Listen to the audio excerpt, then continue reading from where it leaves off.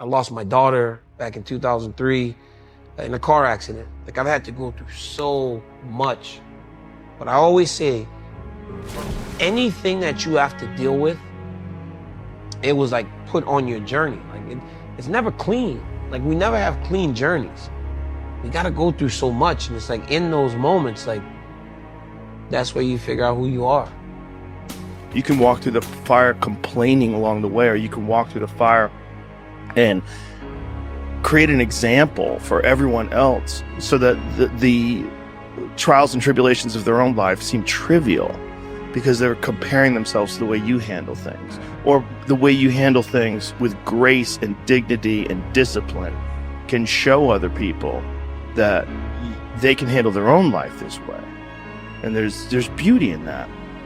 What I've learned is to always keep going. Always. You know, there's been times where it just feels like this is the end.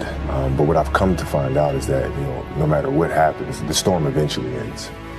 And when the storm does end, you want to make sure that you're ready. And so I've really learned to put one foot in front of the other, good, bad, or indifferent, because eventually that storm passes. I don't think I have the money. I don't think I have the belts. I don't think I have that. I don't think I have none of that without all the adversity. Because I'm telling you, man, I have learned to like come back on the outside of a bad thing much better. So from when I lost my daughter, like that same year, I made my first United States team. So I let it serve as motivation. When I lost my father, I came back and fought again to try to honor his name.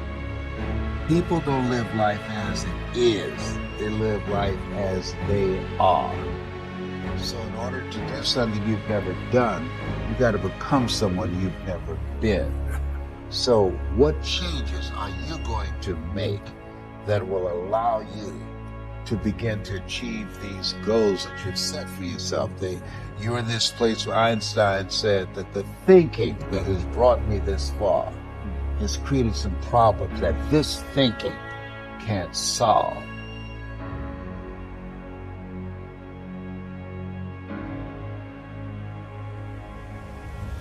If you know every show on Netflix and you're broke, you have a problem. You're lazy. If you know every hit song that comes out and you're broke, you're lazy. If you know every single post on social media of other people's lives and you don't have another hustle that you're working, you have to accept the fact that you're lazy.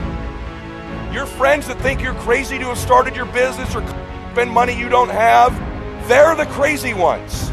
It's unnatural to be the same person you are right now next year. For all of you in here, the 35-year-old you should be gone next year forever, and there should be a brand new, better 36-year-old.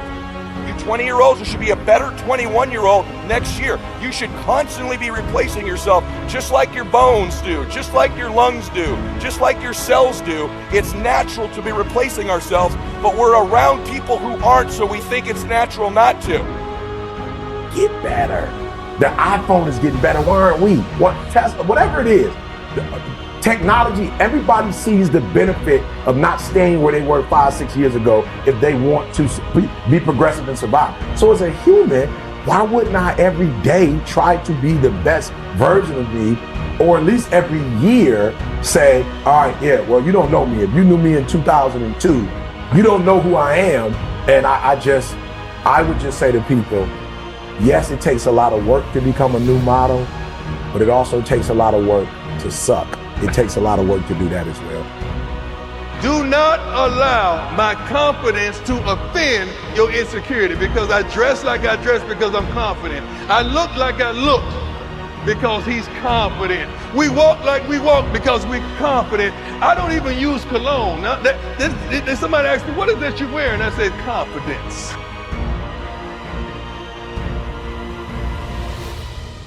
My brain cannot process failure.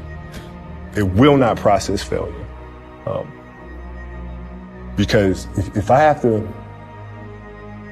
sit there and have to face myself and tell myself, you're a failure, I think that's almost worse than death.